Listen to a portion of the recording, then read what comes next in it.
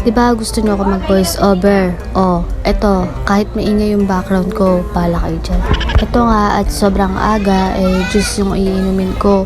Paano init-init dito sa lugar namin, dito sa Amerika. What? Hindi naman talaga ako magigising ng maaga kung hindi lang dahil sa bunganga ni Mama. Ipapanggap nga ako ng mga oras na yan, kaya yan, kunyari nililigpit ko talaga yung mga gamit ko, pero Mama, isang hila lang yan. Wala na rin yan, magulo na. Pero sa totoo lang guys, ang dami ko na talagang gamit. Hindi ko alam kung saan ko ilalagay yung iba. Kasi kahit di ko na ginagamit yung iba kong gamit, gusto ko nasa damitan ko pa siya. Yung damitan ko na yan, maleta. So, malaki-laki. Ako tita, kasya pa dyan yung anak mo. Kasya pa kami, Mi. Makakabuo pa kami ng happy family. Hala. Kung makikita nyo rin yung gamit ko, more on ukay siya. Kasi mahilig din talaga ako sa ukay. Tsaka sama mo na rin yung kuripot ako. Kung iba rin kasi dyan, tama na ng mga ate ko, ng mama ko, ng papa ko, ng lolo ko, ng lola mo, ng papa mo, ng baby ko.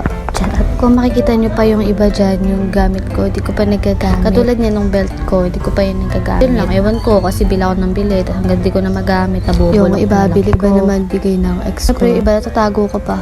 Gagamit ko pa din naman. So, ikikip ko pa, diba? Oh, yung gamit yung ikikip ha, hindi yung ipapass forward ko na kasi nga maniligo pa ako. Init na ako dyan. Lata naman pawis na ako, diba? Ako, ipasok yung mga gamit ko sa maleta. Siyempre, papasok ko muna yung pamangkin ko. Super cute.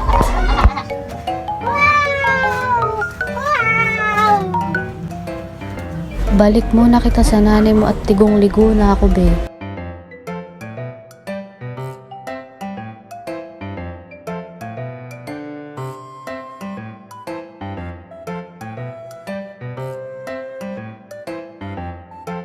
Tapos na nga ako maligo at parang di naman ako naligo dahil lang ka-fresh-fresh. Hindi ako satisfied sa ligo ko pero nakapag-tiktok pa rin talaga ang lola mo. Ako nga yung inantok, kakapatulog ko sa kapatid ko. Tignan mo naman yung kapatid ko.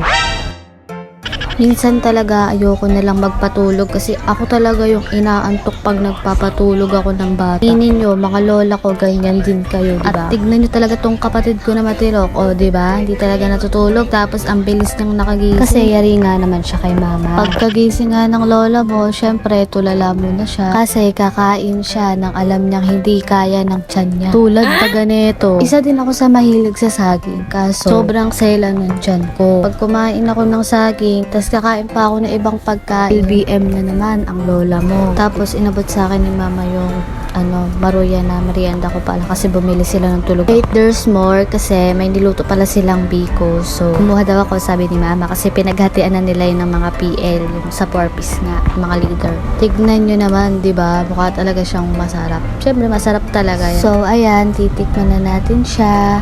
Grabe yan, matatapon na siya. Shout out sa'yo, Ma'am Dore. Super nami. Super duper nami. Pwede na po mag-asawa ng marami. Just. Yun lang guys, nagustuhan ko naman yung pagkain. So, sana nagustuhan mo rin ako. Hala, joke lang po. Inom pala kayo tubig, be, para di kayo sa attention niya. Hey, and yun lang guys. Bye-bye. Mwah.